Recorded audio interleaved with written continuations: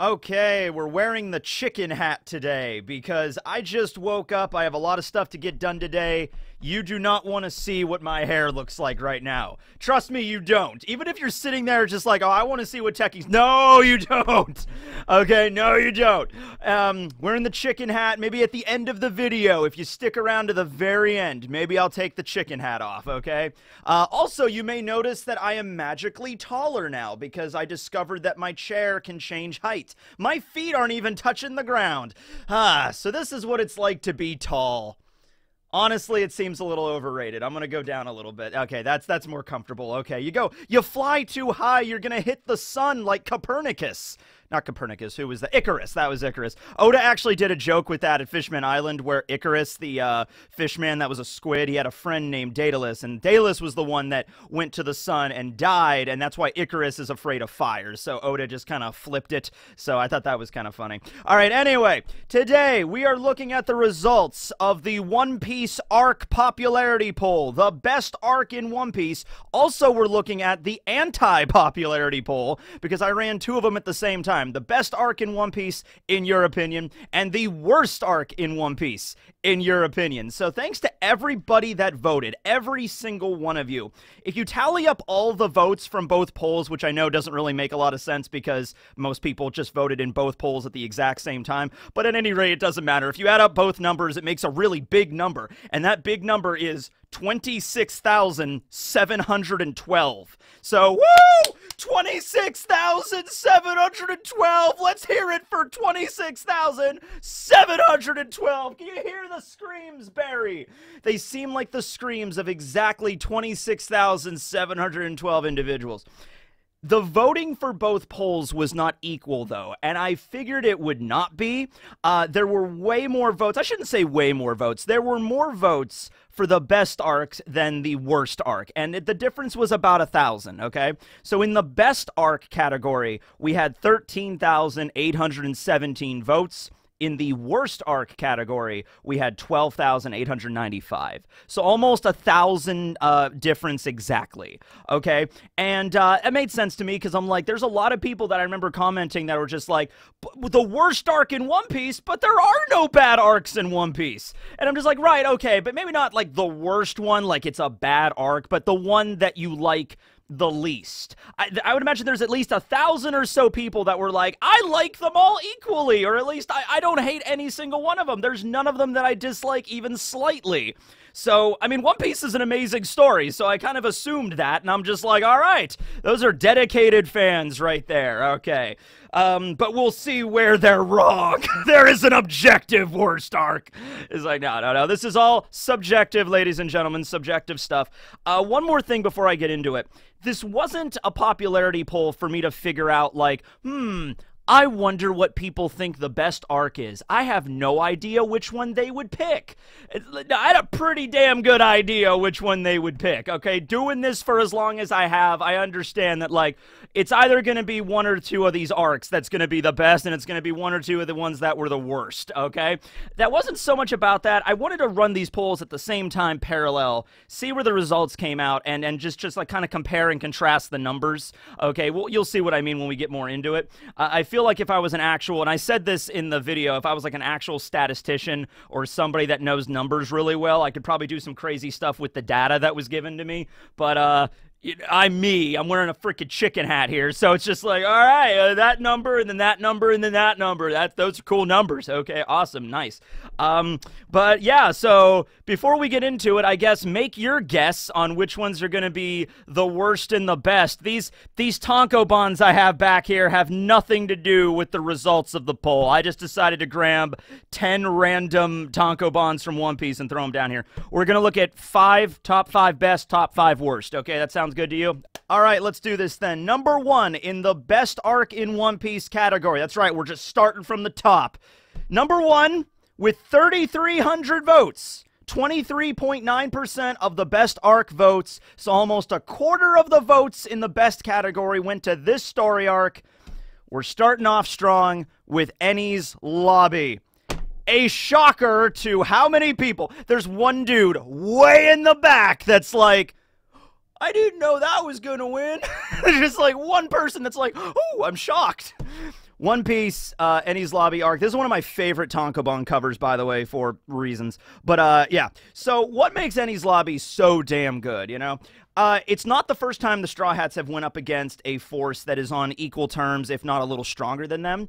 Like in terms of a boss fight, you know, if like you think of One Piece like a D&D campaign, you know, the first major boss fight was probably like Crocodile, and maybe Arlong, but definitely Crocodile, and then Eneru after that. So, you know, Enies Lobby is like the third big culmination boss fight we've really had. But I think this is where Oda just kind of perfected the formula. Like, he nailed it with Enies Lobby. He really did. One of the Straw Hats has been captured by an oppressive force, in this case, the world government. So it adds a level of, like, grandeur to it. You know, it's like, okay, when the Straw Hats were going up against Crocodile, that's one of the warlords of the sea. We learned about how powerful the warlords are. But at the end of the day, when it comes to the warlords, there are 7 of them. And they all answer to the world government, ostensibly. We later find out it's not that simple, but ostensibly they all answer the world government, okay? And then they go to Skypiea, where Eneru was God, except not really, because Luffy beat his ass. You know, he's not really God, he just has a really powerful Logia, right? But then you get to Enies Lobby, right? And then it's like, okay, Straw Hats are directly making enemies with the people that run the world now. That is a level of grandeur and danger the Straw Hats are entering into that persists for the rest of the damn story. So you got that going on, okay? You have all of Water 7, the arc previous to this, building up Enies Lobby. In fact, a lot of people, and this is something that is contentious to this day in the One Piece community. I don't know, contentious is a word. It's just, do Water 7 and Enies Lobby, do they constitute a single arc, or should you break them up? Personally, it's one of those things like, you know, subjectively, you just got to go with. I've always viewed them as separate arcs, all right? Essentially, whenever the Straw Hats go from one island to another one, I essentially think of it as separate arcs, even when they double back. So it's like Water 7 is its own arc, then Enies Lobby is its own arc. And then when they go back to Water 7 after the end of Enies Lobby, that is yet another arc. I just keep it simple like that for the most part, right? Onigashima and Wano don't count because they're part of the same landmass. So there you go. Even maybe Oda follows along with that logic. They're both on top of a mountain. But anyway, I've always considered Water 7 and Enies Lobby separate arcs, but I understand the reason for grouping them together, because all of Water 7 serves to establish the principal cast of the following arc. That's a lot of time investment too, okay? It's just like, because Water 7 is not a short arc. Water 7 is not like this, oh yeah, it's like a 20-chapter arc just to get to know the principal cast of the next arc. No, Water 7 is a pretty decently sized arc in its own right. A lot of stuff happens there with Frankie, and then Aqua Laguna, Usopp versus Luffy. All that stuff happens, and then a lot of it is resolved in Enies Lobby. So if you do consider Water 7 and Enies Lobby the same arc, and maybe you group in the post Enies Lobby arc in there too, there's also that little arc in the middle, which is more of like them in transit from the Water 7 arc to Enies Lobby, both literally and figuratively, because they're en route using the sea trains. You combine all that together, it is an epic tale for the ages, okay? And the payoff is insanely good. The Straw Hats all raid a government island. A lot of them have power-ups now. I think that's another reason. I remember watching Enies Lobby the first time in my high school computer lab, okay, after finishing my little assignment in Microsoft Word or Access or Excel. Does anybody use Access? We had to spend like 3 months learning Access, and I was like, I'm never going to use this again in my entire life. And guess what? Spoiler alert, I never used it again in my entire life. I went on and watched One Piece. I don't know, some other people played Counter-Strike. I don't know. I watched One Piece, right? And I remember watching Enies Lobby and sitting there and just being like, this is wild. Like, Nami has her upgraded climb attack. Usopp's got his perfect Kabuto. Sorry, Sage King. Usopp wasn't present, unfortunately. It would have been, dude, if Usopp was present in Enies Lobby, that would have made the arc perfect. Sage King's fine. He's a good second. He's a good, you know, pinch hitter in case something happens out. He needs, you know, to swap somebody out. You know, go in the game, Sage King. But I'm just telling you, man, it's just, if Usopp was there, it'd have been great. But you have Zoro, Sanji, Luffy, they all get upgrades. They all get boosts to their powers. Sanji gets Diabo Jambe. Zoro's got Ashura. Luffy's got Gear 2nd and Gear 3rd. He's got 2 power-ups. Oh my god. So I think all of that together, in terms of just a roller coaster ride of pure One Piece goodness, Annie's Lobby kind of has it all. Also, one of the most cathartic moments. Also, Frankie. Frankie, my favorite Straw Hat. Got a piece of fan mail the other day. That was this amazing cross stitch. Thank you, George, who sent this awesome cross stitch. And you got Frankie here. So you got Frankie, of course, who's my favorite Straw Hat. So introducing him in Water 7 and actually getting the chance to show his full power in Annie's Lobby. That's a good one. That's a bonus for me. But the most cathartic moment in all of Annie's Lobby for me, was when Robin finally gets freed from her chains and slaps the shit out of Spondum. That moment I could watch over and over again. I mean, it's so good, okay? And then the finale where they have to escape the Buster Call. We find out about O'Hara in the middle of it, one of the most tragic One Piece backstories. And then at the end, the grand finale. I mean, Annie's Lobby after they leave the post-Annie's Lobby arc, that's the grand finale. But the grand finale really is the somber goodbye to the Mary. All right, the Mary, helps the Straw Hats out one more time, and then it has to be laid to rest. So, oh my God, like, in terms of, like I said, it was a roller coaster. In terms of the highest highs where you're like, whoa, Zoro kicked Kaku's ass! It's like, that's great. You're taking money in the background. Oh, okay, 20 million berries on Usopp. It's just like, Saga King. And it's like, how many on Sanji? Like, it's crazy going on in the background. And then you hit those lows where, like, the Mary dies, and it's like, oh no, that's like one of the saddest moments in One Piece right there. So I understand why Annie's Lobby is there. Now, moving on, I'm debating, you know what I'm going to do? I'm going to do best and then worst, and then I'm going to alternate back and forth, okay? So if you thought 3,300 votes for the best One Piece arc was great, wait until, you haven't seen nothing yet. Wait until you see how many votes for the worst arc in One Piece. Which is also hilarious because there were less people that voted in the worst poll. So it's a higher percentage, okay? So 23.9% of the people that voted in the best poll voted for Annie's Lobby. The #1 slot in the worst poll, this should not surprise anybody either, but we have Long Ring Long Land. Ah, come on, guys. Not a fan of Foxy, the Silver Fox. Not a fan of Pickles. Not a fan of Portia or whatever her name was? Yeah, I'm not either. Okay. 5,372 votes. 41.7%. Over a quarter. Over a third. About 9 or 8% shy of half of the votes went to Long Ring Long Land. I have a feeling, no idea for certain, but I have a feeling that when a lot of people sat down to vote for the worst arc in One Piece, maybe they're sitting there and they're just like, yeah, you know what? Long Ring Long Land, that's a pretty safe. Maybe they didn't think about it too much. That's a pretty safe bet. Just go Long Ring Long Land on that. So, Long Ring Long Land, ironic, because you could look at this, looking at sagas, not story arcs like individual arcs, but sagas. You could look at Long Ring Long Land basically being the beginning of the Water 7 saga. At least that's the way it is in Viz. Because, they get back down from Skypiea. It basically, in Long Ring Long Land, one of the things that kicks us off, that connects it back, is Aokiji shows up, and also the Straw Hats are in desperate need of a shipwright. That's something that is kind of brought to center stage earlier in the story, like Skypiea and stuff, but Long Ring Long Land, it's kind of brought up like, oh, wow, we really need a shipwright.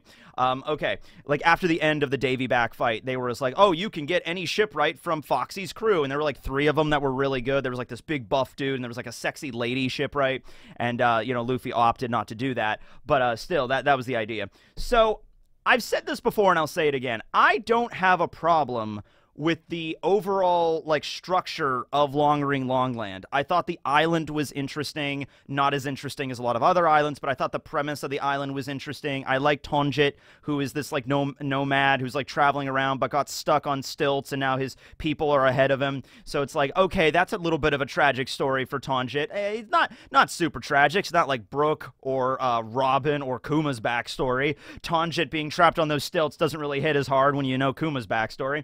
But it's like, oh, the Straw Hats. It's like a little side quest thing for the Straw Hats. You can help them out, right? Aokiji showing up at the very end was obviously the highlight. It's you know what? Here's the thing. I don't even have a problem with the overall premise of the Davy back fight. I kind of liked it where they just threw together this massive carnival, like a county fair out of nowhere. Like the Foxy crew is just like, oh, we're having a Davy back fight. All right, set up the carnival, ladies and gentlemen. It's like there's food stalls and everything popped up. I'm like, out of nowhere. I'm like, that's kind of fun. That's cool. All right. It adds a little bit of levity considering the Straw Hats just got out from Skypiea punching out God. And now they're moving into Water 7, which, as we've already explained, is pretty much a nonstop roller coaster ending in the death of the Mary. So maybe Oda felt like, all right, we just got back from here. Before we get to here, I'm going to have a little fun with this, okay? Foxy, I'm not a fan. I don't like Foxy. I don't like... You know what? If Foxy was present in, like, the East Blue, or maybe, like, early on in the Grand Line, like, if I understand, like, Oda wanted to get to Alabasta, but let's say instead of, Whiskey Peak, Little Garden, Drum Island, Alabasta, if it was Whiskey Peak, Little Garden, Davy back fight with Foxy, then Drum Island, then you get, or Drum Island and then Foxy because, of, Chopper being present and everything.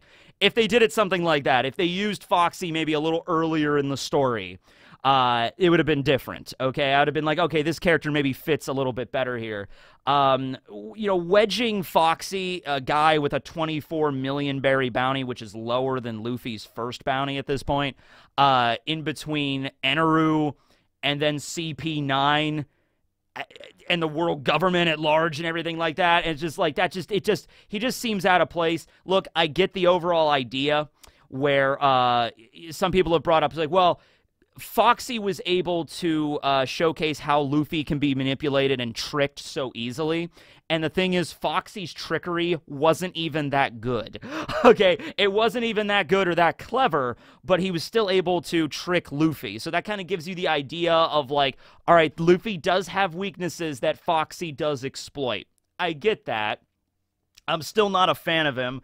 I'm not a fan of his crew. I don't go back and read this arc very much. I don't watch the episodes. The anime makes it worse, I will admit, because you add on an extra, an extra whole round of the Davy back, or 3 whole rounds of the Davy back. They basically do a do-over. They're just like, oh yeah, this doesn't count. Let's just do the whole thing all over again. And that was basically the anime.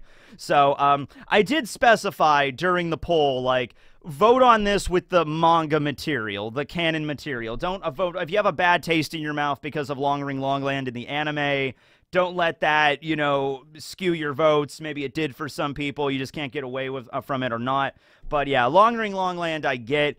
Thinking about it now, I'm like, yeah, if you would have fit this, you could have reworked this into the East probably pretty well. Like, Foxy's bounty's 24 million. That's higher than Arlong's. You could have just changed it. Make Foxy's bounty like 14 million. Throw him somewhere into the East Blue. I think that probably would have fit a lot better. At that level of power and stuff like that at the time. But we're not even talking about power level. Like, obviously, like, Foxy's weaker than Eneru, Luffy, and Laurent Blucci. We're not even talking about that. We're talking about the overall, like, tone. Even adding, like, a levity aspect to it. I feel like there's better ways you could have done it than Foxy. All right? Like, the overall idea of a Davy back is good. I just kind of wish it was done with some other characters, not Foxy's characters. And Long Ring Long Land is fine. So, yeah.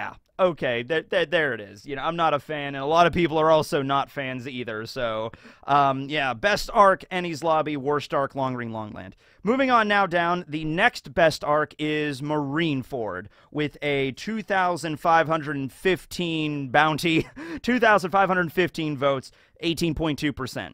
Marineford and Enies Lobby were kind of like, all right, when I started the poll, I'm like, all right, it's going to be one of these two. They're going to battle it out. It wasn't that close. It was an 800 vote, difference. So not super close. Maybe Marineford went like, a good 3 rounds, but Enies Lobby still had like 7 rounds in them. It's just like, yeah, not enough. So Marineford, though, is the culmination of Part 1 One Piece. I know we don't usually call it Part 1, Part 2. It's usually pre-time skip, post-time skip. That's more of a Naruto thing, but it's the end of Part 1 One Piece, basically. And this is, well over 10 years of serialization at this point, 97 to, when was Marineford? Around 09, 2010, I think, somewhere around there. The time skip, I remember this one. The time skip was like September of 2010. That was when the first chapter of the post-time skip started. Because I remember that because I just started senior year of high school when the new chapters were released and like waiting a month for it. But yeah, isn't that wild? You're waiting like a month for One Piece chapters back then seemed like, oh my god, I can't wait. And then now it's like, oh, Oda's going on break for a month. Maybe that's just because I'm getting older. It's just like, oh, Oda's going on break for like a month or two. And it's like, all right. We'll touch base back when we get to it. It's just like how it is. Anyway, Marineford is Oda trying something different out. This is the first time Oda's going for like, all right, this is not just the Straw Hats, you know, one-on-one fights. This is not anything like that. This is a full-scale war, a full-scale battle. There's a lot of moving parts in Marineford. There's several chapters that are just double-page spread, double-page spread, double-page spread, double-page spread, end of chapter. Like, that's it. You know, like 4 of them back-to-back, and that's the chapter, okay? We find out a lot of interesting stuff in this arc. We find out the whole dichotomy, the whole situation between Ace and Luffy, how Ace's dad is Roger, but Luffy's dad is Dragon. They're not actual brothers, but they are. But we also, of course, have the finale of it, which is really tragic. They don't save Ace. This was like, and there was a lot of, just like Enies Lobby, there was a lot of arcs building up to this. There was all of Amazon Lily and then all of Impel Down building up to, oh, by the way, Impel Down did not make it in the top 5. Not gonna say I'm disappointed, but I'm a little bit disappointed. But anyway, all of Amazon Lily and Impel Down building up this war, Luffy specifically on a mission to save his brother. It's really tragic when he fails to save his brother. It's like, imagine all of Enies Lobby, but then Robin just dies at the end. Imagine you get to almost the very end of Enies Lobby, and they're about to unhook, you know, Robin's cuffs, and then Rob Lucci just shows up behind her and just gouges her heart out and kills her. Like, that would be the level of like, oh no, they didn't save Robin, you know, like that kind of tragic, you know, it's not good. And then Whitebeard dies on top of that. It's like, oh no, we just got to meet him kinda, but still, you know, we knew Whitebeard before that, but this is the first time we really got to know the guy, you know what I mean? He was a good guy, you know, I was like, oh shit. But yeah, I think just by virtue of it being the big finale, big final war of the first part of One Piece, the first half of One Piece, and serving as the shockwaves, to use a term, the shockwaves that will resonate into the future generations of One Piece, you know, that was obviously a huge event, so I can understand why it's number 2. Number 2 for worst arc. Okay. This is the one, and now I knew Long Ring Longland was probably going to be number 1 for the worst. After that point, I'm like, I can think of a couple of other arcs I didn't particularly, like, I don't go back and reread that much. Not to say I hate them. It's just that, like, maybe more of a lower point in the story. Number 2 for worst with 1,782 votes. So there's a jump here. There's a jump. We go from 5,372 from Long Ring Longland to 1,782. So that's, you know, 4, 3, 2. That's an over 3,500 vote difference. We have, wait, there we go. We have Syrup Village. All right. And I figured, like, we were going to get into some East Blue kind of arcs at some point. If I was going to pick, in my opinion, the weakest arc in the East, I'm sorry, Usopp. Yeah, I'm sorry, man. I love Usopp. He's a great guy, but, like, I don't know what it is. Maybe it's, like, I don't know. I don't know what to tell you. I can't really define it with anything, because Usopp is a good character. I didn't like the veggie pirates. I found, like, the Usopp pirates, the little veggies, like carrot and apple. I didn't care for them. I'm actually really happy they wrote them out of the live-action series. It's like, okay, whatever. They were kind of annoying. I like Django. I liked... Okay, saying I liked Kuro was kind of like, all right, he's generic villain. He's like, I'm evil. It's just like, all right, maybe that was it. Maybe it was a little bit of the cliche villain kind of thing where he's like, I'm the evil butler that is obviously an evil butler. And then he's like, by the way, guess what? Guess what, everybody? I'm the evil butler. It's like, okay, we knew that was coming there. The final battle is nothing that's like, keep in mind, this is East Blue, you know, we're not to like huge bombastic levels of One Piece yet. We're not to like Gear 5th Luffy clashing with Kizaru on top of Egghead levels yet, all right? But it's still like, they go down to the shore and they kind of just mess around at the shore, and like Zoro falls on some grease and they fight some cat pirates. You know, Usopp's got his slingshot, Nami's got her stick. Nami's got her stick. There was that scene where Luffy got hypnotized and, like, wrecks the mast of the Benzen Black. That was cool.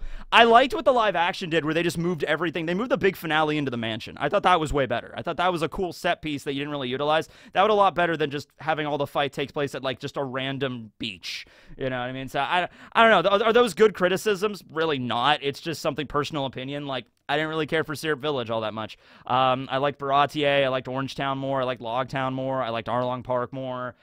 Syrup Village just kind of got the short end of the stick in the East Blue. So there it is. And so, yeah, that was the second worst arc. Not much really more to say beyond that. Third best arc, we have Wano. Yes! Dun dun dun dun dun da da da da da da. Kaido! About 150 chapters long. It's a long-ass arc, okay? It's long. Dressrosa was the previous record holder, around 100. Wano beats that by like 50. So, because Wano ended, I was debating whether to have just the poll end with Wano. Just end with Wano and not even put Egghead on there, because Egghead is not finished yet. But I figured we're enough into Egghead so it can at least be rated. You know, if we were only like 2 or 3 chapters into Egghead, I would not have included it. But, you know, okay. So Wano's there. It's the one that's the most fresh in everybody's mind. I was interested because, you know, Wano does go on for a while, and there's some opinions of it. It was certainly a lot to live up to. I will say that much. Wano was a lot to live up to. There was a lot of hype. That's actually both of these arcs, number 3 in the best category and number 3 in the worst category that we're going to get to in a second, are both arcs that were hyped up long before they actually happened, to varying success. Wano was hyped up, I guess, since Thriller Bark, when you had Ryuma, but it really wasn't really hyped up until Punk Hazard, because that's when Brook mentioned it, but then, you know, Kinemon showed up, Momonosuke. It's like, oh, okay, these are samurais from Wano. We're going to Wano at some point. So from Punk Hazard, which was in 2012, to actual starting Wano in 2018, I think. Like, yeah, that's like 7 years of buildup and like, or wait, no, 6 years of buildup. I know math. Yeah, about 6 years of buildup. Okay, so we finally get there. Was it worth the hype? In my opinion, overall, yes, absolutely it was. Were there parts in a 150-something chapter arc that it lulls, that it's sort of like, I don't really particularly care for this character, I'd like that we move over here? Were there parts that it's like, oh, Oda seems to just skip over this one part and we're just like, we're moving over to this now? Because even in the mammoth of an arc this thing is, I feel like there's still so much more Oda could have fit into this if he had, like, unlimited time. You know, if he could have fit, this could have been a 200-chapter arc. Easily. We could have added more stuff with Odin. We could have added more stuff with Zoro. That's a point that actually I think a lot of people were, like, maybe keeping this off number 1, was like, we really wanted maybe more stuff with Zoro than we got in Wano. So, yeah. I just got finished, you know, reviewing it. You know, we were here. That was the first arc of One Piece that I was there from the very beginning on YouTube to talk about the whole thing from start to finish. So I feel like I've pretty definitively discussed all of Wano and every aspect of it at this point. The final battle with Kaido was definitely worth the wait. I'm not going to say, oh, that final battle, man, that was so anticlimactic. No, that was a slobber knocker. There was a lot of stuff going on in the background, sure, but when we finally got to the reveal of Luffy, Gear 5th versus Kaido, dragon form, going crazy on the rooftop, when we got into those final battles, you know, King versus Zoro, Queen versus Sanji, that just hit the highway, and, you know, and you're just booking it at that point, okay? The finale was brief, but we assumed that because of the Kabuki act structure, you know, getting to see Aramaki at the very end, and then really setting the stage with, like, Shanks and everything for, like, all right, now we're moving on to the final saga, okay? And the way they defeated Big Mom and Kaido working together was like, oh, yeah, how are they going to beat these guys? Oh, they toss them into a volcano. It's like, oh, okay, you know what? I wasn't expecting that, but, yeah, tossing them into a volcano. That actually satisfies that itch, I have to say. It's like, oh, man, is Luffy just going to straight up kill Kaido? I mean, I don't think he's dead, but yeah, toss him into a volcano. That should probably, you know, detain him for a while or take him out of commission for the foreseeable future. I could see that, right? So, yeah, Wano arc that had a lot of buildup that definitely I think, deserved that hype, okay, at the final. The product that Oda finally put out was up to it, okay? Fishman Island as the third worst arc. 1,483 votes, 11.5% of the total votes. So about a tenth of the total votes went to Fishman Island. I get it, okay? I really do. Fishman Island was built up since the end of Enies Lobby. It's like, oh, okay, the next island, after this huge roller coaster of an arc, we're going to Fishman Island. All right, well, you could wait on that for a while. This is also around the time, like, during Impel Down is when I started reading One Piece weekly. So it's like, oh, I was there when it's like, all right, we're waiting for Fishman Island. We're any day now. We're going to get there. Okay, we're going to Sabaody. Okay, now we're going to Fishman Island. And it's like, oh, they're getting separated. Okay, all right, now we're doing Amazon. Now we're doing Impel Down. Impel Down's great. Now we're doing Marineford. It's like, okay, now we're going to Fishman Island. 2-year time skip. Okay, now, oh, we're going back to Sabaody. Okay, that makes sense. All right, now we're finally going to Fishman Island. All right. This is the one where I think, because that was built up for so much, like, if Fishman Island, if Oda didn't do that, if Oda didn't have, like, we're going to Fishman Island right at the end of Enies Lobby, and we didn't build to it for so much, and then it finally happened, and I don't think it would be on the worst list as high as it was. But by the time we get to Fishman Island, the Straw Hats are now so overpowered because of their training that the main threat of Fishman Island, Hordy and his crew, the new Fishman Pirates, really don't mean anything in terms of threat anymore, because the entire time the arc is going on, you get this impression that they can beat the shit out of them whenever they need to. This is not going to be a serious... This is not going to be a very tense fight. And I think it's maybe because we waited for Fishman Island so long, we were expecting a big payoff. Like, to put it another perspective, imagine waiting for Wano for 6 years. And then right before Wano, Luffy and the gang decide, you know what, guys? We're going on another 2-year training course. So they train even more, come back, and then Luffy beats the shit out of Kaido, really no issue whatsoever. It's just like, okay. Like Kaido gets some licks in, but it's like nothing like big deal. It's like, oh, that was kind of lame, you know? So we were waiting for Fishman Island for so long. Honestly, I like Fishman Island way more for the exposition and the world building rather than the actual final battles, because the final battles I mean, when, you know, Usopp using Impact Wolf, that was cool. Chopper's forms that have changed since the time skip, that's cool. You know, Luffy using Armament Hockey now, that's all cool. It's good. But in terms of that, I love my favorite part of Fishman Island is the backstory with Fisher Tiger, Jinbei, Arlong, and Otohime. That and Koala.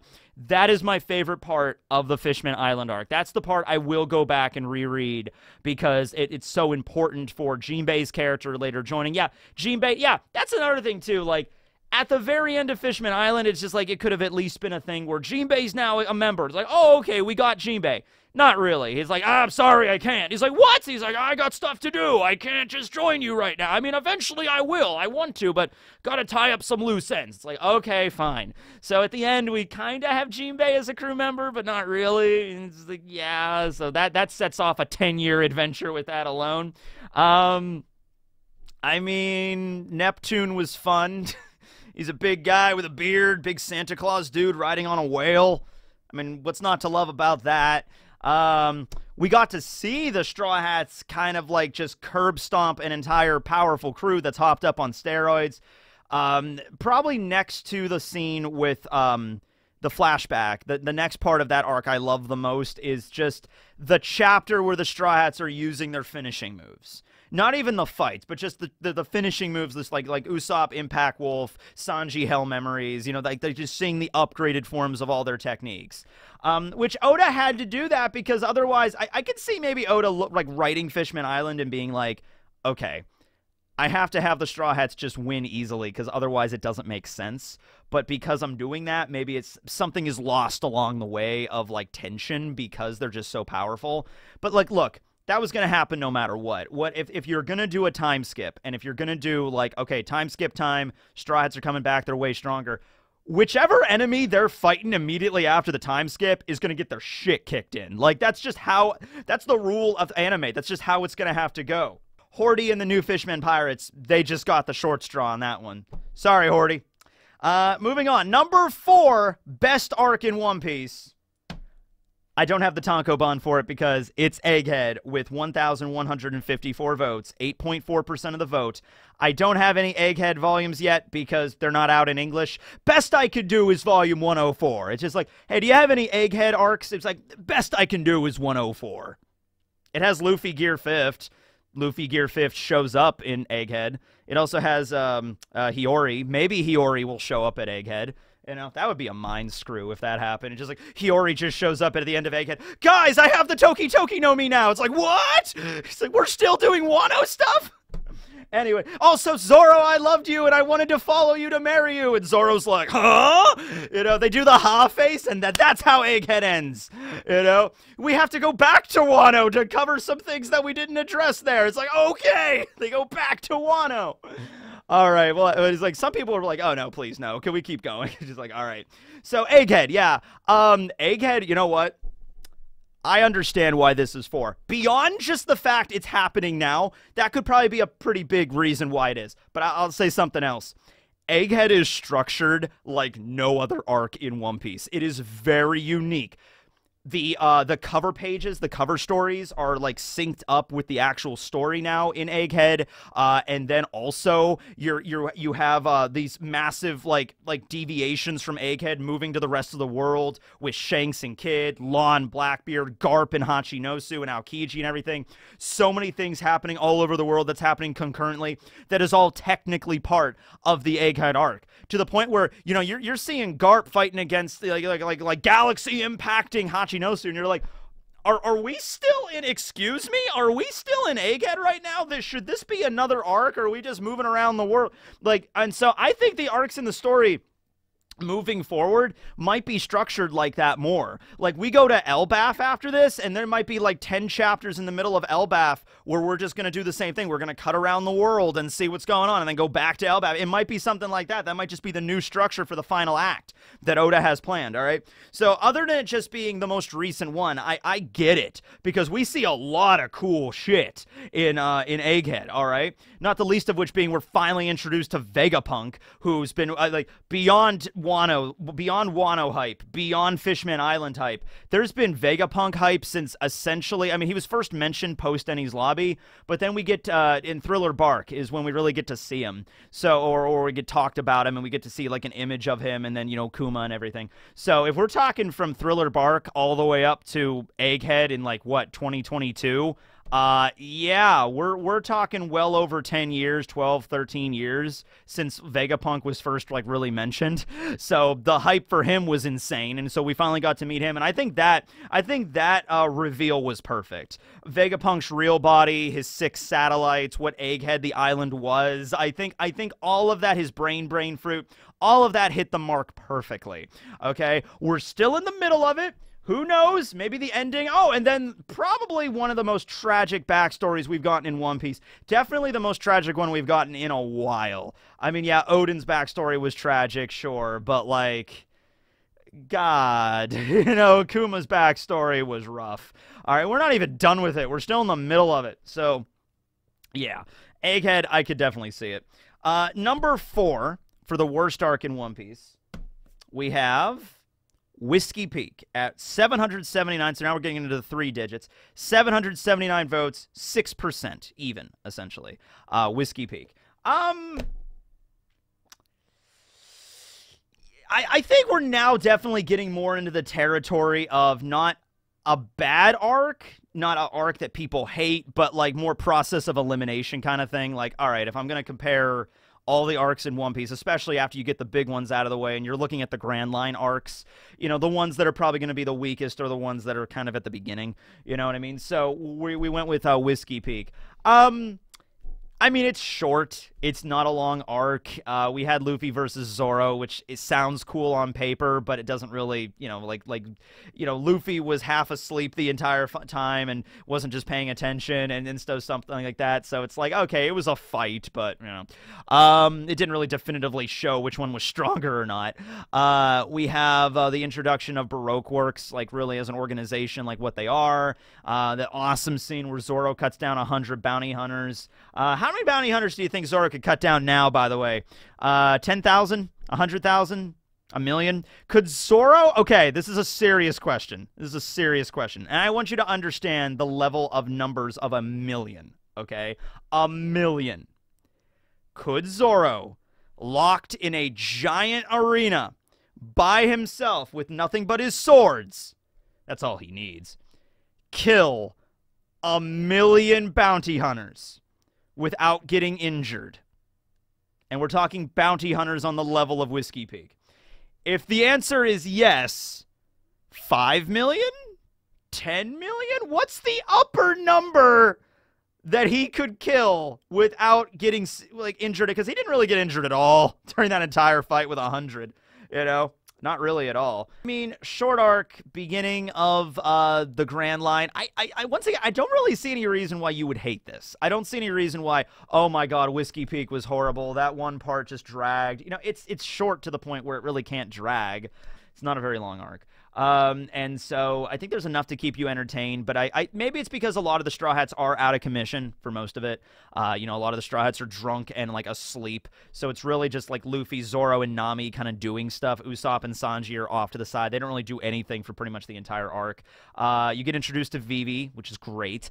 Mr. Five and Miss Valentine are not the greatest villains in the world, you know, especially since Luffy and Zoro just kind of casually, you know, knocked him out, you know, and it wasn't even that big of a deal. So, like, that, there was no tension in terms of that conflict.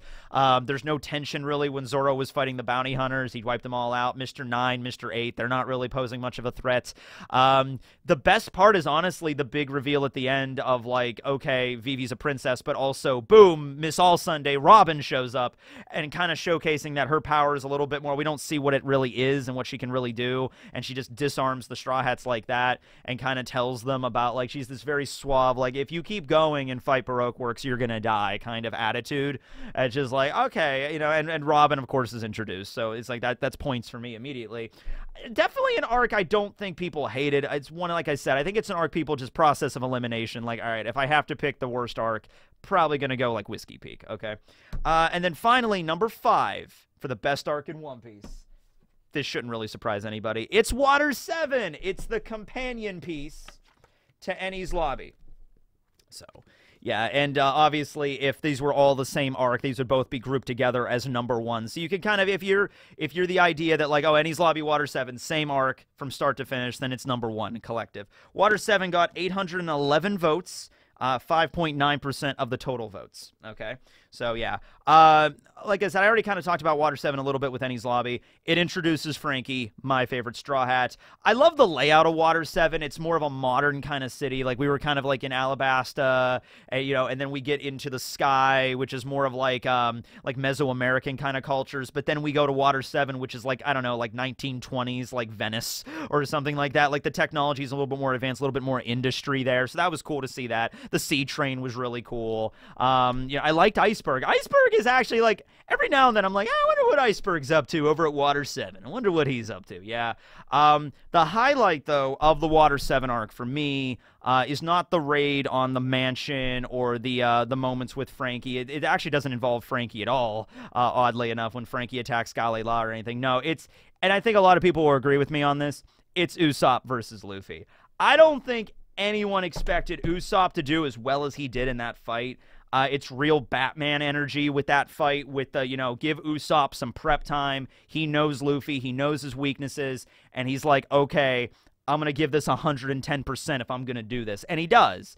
And it's like, I still feel that, like, it's that thing where if you take, like, 100 fights between Luffy and Usopp, out of 100 battles, Luffy doesn't win every single one of those. Luffy does not win 100% of those battles, okay? It might be a small percentage for Usopp. So let's go with that. Let's say out of 100 fights in 100 parallel universes, the fight just goes, like, you know, minutely differently in each different event, each different universe, okay? But out of 100 fights, what percentage of those does Usopp win? Even if you only say it's 1 or 2, that's still 1 or 2, where Usopp does manage to best Luffy. I like to look at it like that. But I think it's honestly higher than that. I think it might be more like 10 to 20% of the time Usopp might actually win, because there was a couple of times there where, you know, he dealt some damage to Luffy, all right? So, yeah, Usopp versus Luffy, one of the best moments in the story, really, and Water 7 kind of cements that in there. We find out more about Robin in this arc, or at least kind of. You know, we don't really learn her whole backstory yet, but we learn a little bit about what's going on with Robin.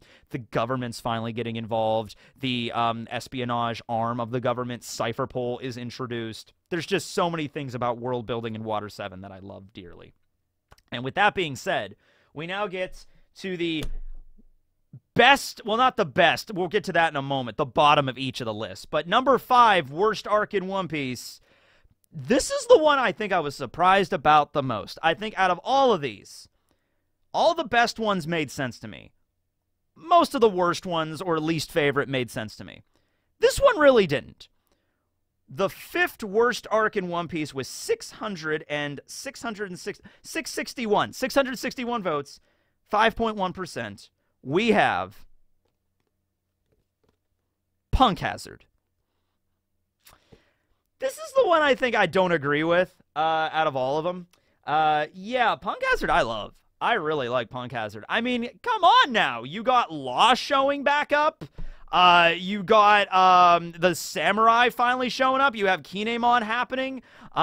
Just Law's devil. Law is actually a big carrier of this entire arc. Like, Virgo and Caesar are like... Caesar's the kind of villain that you really just want to see die in this arc, especially, you know, he's kidnapped children to experiment on them. He also falls at this point into the category of, like, okay, Luffy's still so strong, he's going to basically one-shot Caesar. He does. Caesar, I feel like, could have won that battle if he was a little smarter.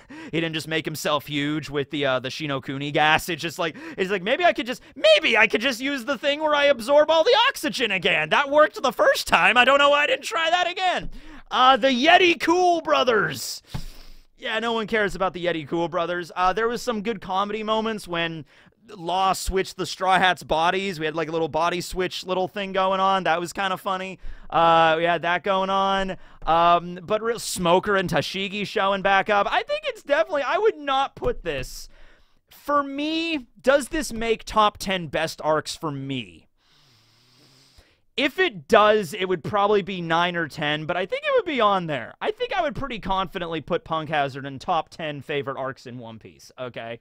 So this is the one that oh, the way Zoro takes out Monet, just, whoosh, you know, that was a good one there. Oh, that was visceral, that was good. Maybe it's because we're still in the era where it's like, you know, the Straw Hats are so damn strong.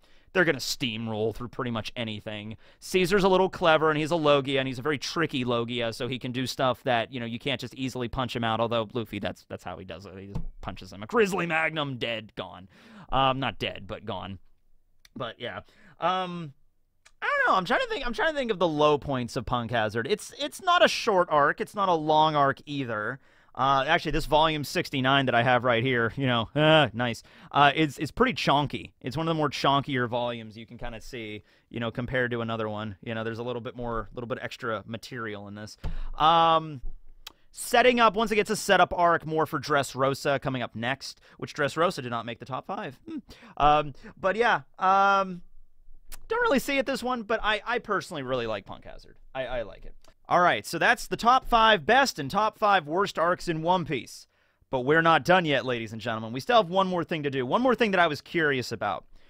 What's at the bottom of the best category and what's at the bottom of the worst? Because you would assume the way this would go, at the bottom of the best arc in One Piece would be the top of the worst and vice versa, right? So the least voted best arc would be Long Ring Longland, because that was the winner of the worst. But that's not how it went. No.